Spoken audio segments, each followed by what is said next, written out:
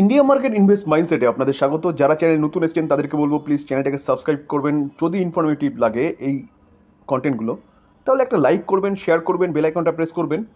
দেখুন, এখন কিন্তু আমরা একটা কেমিক্যাল সেক্টরের কোম্পানি আলোচনা করতে চলেছি, যেটা আমি প্রায় মাসখানেক আগে কিন্তু আপনাদের সাথে একবার ডিসকাস করেছিলাম। সেখানে তখন বলেছিলাম কিন্তু 50% ডিসকাউন্টে রয়েছে কেমিক্যাল সেক্টরের যেসব কোম্পানিগুলো রয়েছে, সবকটা কোম্পানির মধ্যে আপসাইড একটা পোটেনশিয়াল দেখা যাচ্ছে। চলুন দেখুন, এই ভিডিওতে কিন্তু আমরা ডিসকাস করেছিলাম, যেখানে বলেছিলাম কেমিক্যাল সেক্টরের কিং, ঠিক আছে, খারাপ সময় শেষ, 50% ডিসকাউন্টে চলছে। তো তখন কিন্তু এই কোম্পানি নিয়ে ডিটেলসে আলোচনা করেছি আপনাদের সাথে। যারা এই সময় কিনেছেন তারা কিন্তু এখন ভালো একটা প্রফিটে কিন্তু রয়েছেন। আমরা কোন কোম্পানি নিয়ে আলোচনা করতে চলেছি? আমরা হচ্ছে আরতি ইন্ডাস্ট্রিজ নিয়ে কিন্তু আলোচনা করতে চলেছি। দেখুন, কেমিক্যাল সেক্টরের কোম্পানিটা আজকের দিনে এখনও পর্যন্ত 4.5%-এর উপরে কিন্তু একটা আপসাইড মুভমেন্ট দেখিয়েছে। কোম্পানিটা যখন মর্নিংয়ে ওপেন হয়েছিল না, তখন কিন্তু ওপেন হওয়ার সঙ্গে সঙ্গে রকেটের মতন কিন্তু ওপরে উঠেছিল। প্রায় 7%-এর কাছাকাছি কিন্তু কোম্পানিটা আপসাইড মুভমেন্ট দেখিয়েছিল। সেখান থেকে কিছুটা প্রফিট বুকিং বলতে পারেন বা মার্কেটের প্রেশারও বলতে পারেন, কারণ মার্কেট কিন্তু অনেকটা ডাউনে চলছে এখন, ঠিক আছে। তো আজকে কোম্পানিটা এই খারাপ মার্কেটও এতটা আপসাইড মুভমেন্ট দেখানোর পিছনে কারণ কি? চলুন কারণটা দেখি। তার পাশাপাশি আমরা কিন্তু এই কোম্পানিতে এখনও কি ইনভেস্টমেন্ট করা যায় সেই নিয়ে ডিটেলস আলোচনা করব। চলুন দেখে নিই। দেখুন, আরতি ইন্ডাস্ট্রিজ আজকে 7% জাম্প মারার পিছনে যদি কারণ বলেন, তাহলে কিন্তু কোম্পানিটা সেকেন্ড লং টার্ম একটা কন্ট্রাক্ট সাইন করেছে এই মাসে।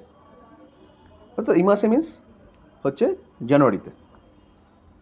দেখুন, আগের মাসে আরেকটা লং টার্ম কন্ট্রাক্ট হচ্ছে সাইন করেছিল 27শে ডিসেম্বর। সাইন করেছিল লং টার্ম কন্ট্রাক্ট, যেটা 9 ইয়ার্সের, অর্থাৎ 9 বছরের একটা কন্ট্রাক্ট করেছে, যেখানে কিন্তু গ্লোবাল এগ্রো কেমিক্যাল থেকে রেভিনিউ কত 3,000 করোড় হচ্ছে একটা আসবে, রেভিনিউ আসবে। কিন্তু কোম্পানি এখন যে কন্ট্রাক্টটা সাইন করেছে সেই কন্ট্রাক্ট অনুযায়ী দেখলে দেখা যাচ্ছে কোম্পানি কিন্তু এটা সেকেন্ড লং টার্ম কন্ট্রাক্ট, ঠিক আছে, 6,000 করোড়। তো এই 6,000 করোড় কিন্তু কোম্পানিটার কাছে রেভিনিউ আসবে, তারা কিন্তু এক্সচেঞ্জকে জানিয়েছে, ঠিক আছে। তাহলে এটা হচ্ছে অফিসিয়ালি খবর, কিন্তু আনঅফিসিয়ালি নয়। যেই কোম্পানির সাথে হচ্ছে এগ্রিমেন্টটা হয়েছে সেই কোম্পানিতে তারা কী করবে, স্পেশালিটি কেমিক্যাল প্রোভাইড করবে, ঠিক আছে। 6,000 করোড় সেই কন্ট্রাক্টটা কিন্তু করা হয়েছে। কতর জন্য পিরিয়ড যদি দেখেন তাহলে দেখলে দেখা যাবে 4 ইয়ার্স। দেখুন, পিরিয়ড ওভার 4 ইয়ার্স, অর্থাৎ 4 বছরের কিন্তু এই কন্ট্রাক্টটা করা হয়েছে। তো সেই জায়গায় দাঁড়িয়ে কোম্পানিটার থেকে কিন্তু রেভিনিউ আর্ন হবে 4 বছরে 6,000 কোটি। যে কোম্পানির সাথে করা হয়েছে সেই কোম্পানিটা হচ্ছে কি মাল্টি ন্যাশনাল কংগ্লোমারেট একটা কোম্পানি। তাহলে বোঝা গেল আজকে এই খারাপ মার্কেটেও কোম্পানিটা কিন্তু আজকে প্রায় 5%-এর কাছাকাছি কিন্তু এখনও পর্যন্ত আপসাইড মুভমেন্ট দেখাচ্ছে। সকালে মর্নিংয়ে 7%-এর কাছাকাছি চলে গেছিলো। তো অবশ্যই এটার জন্য, এই কোম্পানিটার জন্য ভালো নিউজ। দেখুন, কেমিক্যাল সেক্টরের কোম্পানি, ভালো কোম্পানিটা কিন্তু শেয়ার হোল্ডারদের ভালো রিটার্ন বানিয়ে দিয়েছে। আমরা যদি 6 মাসের চার্ট প্যাটার্ন দেখি, দেখুন 6 মাসের চার্ট প্যাটার্ন দেখলে দেখা যাবে কিন্তু কোম্পানিটা কত পার্সেন্ট, 31% রিটার্ন দিয়েছে। তো দেখুন, আমরা যখন ভিডিওটা বানিয়েছিলাম না, সেই সময় কিন্তু ডিসেম্বরের ফার্স্ট উইকের দিকেই বানিয়েছিলাম। তো সেই সময় থেকে কিন্তু হচ্ছে কোম্পানিটা ভালো একটা পারফরমেন্স দেখিয়েছে। দেখুন, আমরা যদি 1 বছরের চার্ট দেখি, 1 বছরে কোম্পানিটা কত 5% রিটার্ন দিয়েছে, ওকে। আমরা যদি 5 বছরের রিটার্ন দেখি, দেখুন 5 বছরে অনলি ফর 64% রিটার্ন দিয়েছে। কোম্পানিটা এখনও কিন্তু তার হাই থেকে অনেকটা নিচে আসছে। কেন নিচে আছে দেখুন, হাই যদি দেখা যায় তাহলে কোম্পানিটা কিন্তু হাই মেরেছে প্রায় 1100-1200-র কাছাকাছি। কত 8ই অক্টোবর 2021। দেখুন, সময়টাকে যদি ভাবেন তাহলে সেই সময় থেকে কিন্তু ইউক্রেন রাশিয়ার যুদ্ধ বলুন, ইনফ্লেশন বলুন, তার সাথে সাথে ক্রুড অয়েলের দাম বাড়া বলুন, সব কিছু হয়েছিল। আর সব কিছু কিন্তু এই কোম্পানিটার বিজনেসে এফেক্ট করেছিল। কারণ দেখুন, ক্রুড অয়েলের দাম বাড়লে র ম্যাটেরিয়ালস দাম স্বাভাবিকভাবে প্রফিটেবিলিটি কম হবে। তো সেই একটা ফ্যাক্ট ছিল। ইনফ্লেশন যখন বাড়লো, ইনফ্লেশন বাড়ার সঙ্গে সঙ্গে কিন্তু এই কোম্পানিগুলোর যে ডিমান্ড, প্রোডাক্টের যে ডিমান্ড, সেই ডিমান্ড কিন্তু কমে গেছিলো। কারণ 80% থেকে 85% কেমিক্যাল সেক্টরের আমাদের ভারতের মধ্যে যতগুলো কোম্পানি আছে কী করে, এক্সপোর্ট করে। এক্সপোর্ট কোথায় করে? নর্থ আমেরিকার দেশগুলো এবং ইউরোপের দেশগুলো। তো সেখান থেকে কিন্তু ডিমান্ড কমে গেছিলো। তো কোভিডের পরে যদি দেখেন তাহলে দেখলে দেখা যাবে, দেখুন আমরা যদি ম্যাক্সিমাম চার্ট প্যাটার্ন দেখি, তাহলে কোভিডের পরে কিন্তু ব্যাপক একটা ডিমান্ড দেখা গেছিলো কেমিক্যাল সেক্টরের কোম্পানিগুলোর মধ্যে। আমি 2014 থেকে দেখছি, তো আমি কোভিডের পরেই বলছি। কারণ কোভিডে চীনের অবস্থা পুরো খারাপ ছিল। তো চীনের অবস্থা যখন খারাপ ছিল তখন কিন্তু ভারতের অবস্থা চীনের থেকে যথেষ্ট ভালো ছিল, এবং ভারতের কেমিক্যাল সেক্টরের কোম্পানিগুলোর কিন্তু তখন ডিমান্ড ব্যাপক ছিল, এবং প্রতি কটা কেমিক্যাল সেক্টরের কোম্পানিগুলো সেই সময় ব্যাপক একটা আপসাইড মুভমেন্ট দেখিয়েছে। তো অতটা আপসাইড মুভমেন্ট দেখানোর পরে পরে কিন্তু প্রতি কটা কোম্পানির সেই সময়ে একটা ভ্যালুয়েশনের একটা ব্যাপার থাকে, সেটা তো একটা রয়েছে, তার সাথে কিন্তু এই সব জিনিসগুলো কাজ করেছিল। তো কোম্পানিগুলো কী করেছিল, প্রতি কটা কোম্পানি, স্পেশালি এই আরতি ইন্ডাস্ট্রিজ, তখন কিন্তু ক্যাপেক্স করেছিল। তারা ভাবছিল যে তাদের কেমিক্যালের প্রোডাকশান আরও বাড়াতে হবে, কারণ ডিমান্ড মার্কেটে অনেক বেশি। তো তখন তারা ক্যাপেক্স করেছিল, এবং ক্যাপেক্স করার পরে পরে ইউক্রেন রাশিয়া যুদ্ধ হলো এবং এই ঘটনাগুলো ঘটলো, যার ফলে কোম্পানিটার ব্যাপক একটা ক্ষতি হয়েছিল, রেভিনিউ কমে গেছিলো, প্রফিটেবিলিটি কমে গেছিলো কোম্পানিটার। তার জন্য কিন্তু আমরা 5 বছরের চার্ট দেখতে পাচ্ছি অনলি ফর 64% রিটার্ন দিয়েছে। ঠিক আছে, যেখানে এখনও যদি দেখি কোম্পানিটা কিন্তু 44% 45% এখনও কিন্তু তার হাই থেকে নিচে আছে। তো সেই জায়গায় দাঁড়িয়ে কিন্তু ভালো কোম্পানি, বিজনেস ভালো, টোটালি এক্সটার্নালি কারণে কিন্তু কোম্পানিগুলো নিচে এসছে। আজকে কেমিক্যাল সেক্টরের প্রতি কটা কোম্পানি যদি দেখেন তাহলে একই রকম সিনারিও দেখা যাচ্ছে।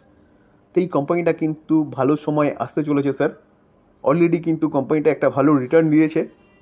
আপনারা চাইলে কিন্তু এখনও এই কোম্পানি নিয়ে চিন্তাভাবনা করতে পারেন। আমি ডিসক্লেমার দিয়ে রেখে, দেখুন আমি সেবি রেজিস্টার্ড পার্সন নই, তো সেই জায়গায় দাঁড়িয়ে আমি বাই সেল রেকমেন্ডেশন একদম দিই না।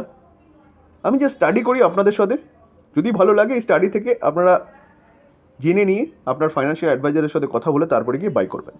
ঠিক আছে, চলুন আমরা এবার কোম্পানিটার কিছু ফান্ডামেন্টাল দেখে নিই। আমরা যদি মার্কেট ক্যাপ দেখি, দেখুন মার্কেট ক্যাপ দেখলে দেখা যাবে কোম্পানিটার মার্কেট ক্যাপ কত, 22,000 করে, অর্থাৎ কোম্পানিটা কিন্তু মিড ক্যাপ ক্যাটাগরির কোম্পানি। কোম্পানিটার পি রেশিও কী আছে, 49.6, ঠিকঠাক আছে। কোম্পানির রিটার্ন অন ইকুইটি দেখলেও দেখা যাবে কিন্তু 10.4 রয়েছে। রিটার্ন অন ক্যাপিটাল এমপ্লয় দেখলেও দেখা যাবে কিন্তু, রিটার্ন অন ইকুইটি হচ্ছে 11.6, এবং রিটার্ন অন ক্যাপিটাল এমপ্লয় দেখলে দেখা যাবে 10.4 রয়েছে। তো দুটো কিন্তু ঠিকঠাক রয়েছে। কোম্পানির ফেস ভ্যালু কী আছে, 5, অর্থাৎ কোম্পানি কিন্তু পরবর্তীকালে স্প্লিটও দিতে পারে।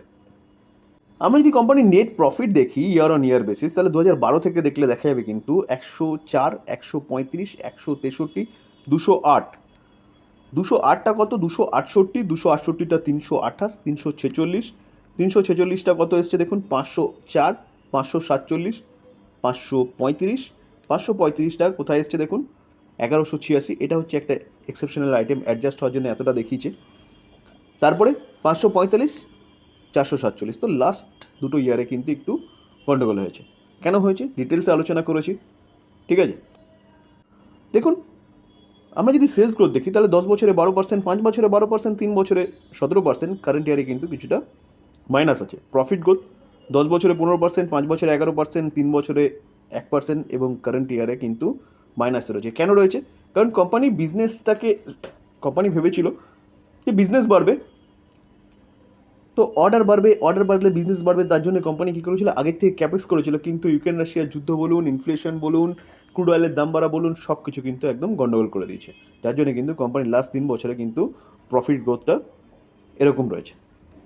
দেখুন আমরা যদি স্টক সিজিআর গ্রোথ দেখি তাহলে দেখা যাবে কিন্তু 10 বছরে 39%, 10 বছরে 39% কখন, যখন লাস্ট 3 বছরে কিন্তু কোম্পানি তেমন কিছুই দেয়নি। ঠিক আছে, 5 বছরে 11%। তো কোম্পানি কিন্তু ভালো চলছিল, কিন্তু টোটাল হচ্ছে একটা জিও পলিটিক্যালি ব্যাপার বলুন, এই ব্যাপারের জন্য কিন্তু এরকম একটা জিনিস হয়ে গেছিলো। ঠিক আছে, রিটার্ন অন ইকুইটি থেকে রিটার্ন কীরকম ছিল দেখুন, আগে 10 বছরে 10%, 5 বছর 19%, 3 বছর 19%, কারেন্ট ইয়ারে কিন্তু 12%। তো খারাপ সময় কিন্তু শেষ কোম্পানিটার। আমরা যদি শেয়ার হোল্ডিং প্যাটার্ন দেখি তাহলে ডিসেম্বর 2023 প্রোমোটার কতটা, 43.54% স্টেক হোল্ড করে রয়েছে। এফআইএস কতটা, 10.83, ডিআইএস 15.82, এবং গভর্নমেন্ট 0.02%। আর পাবলিক কতটা, পাবলিক হচ্ছে 29.78%। তো এফআইএস, ডিআইএস এবং প্রোমোটার দেখলে দেখা যাবে অ্যাপ্রক্সিমেট কিন্তু 70%-এর কাছাকাছি স্টেক তারা হোল্ড করছে।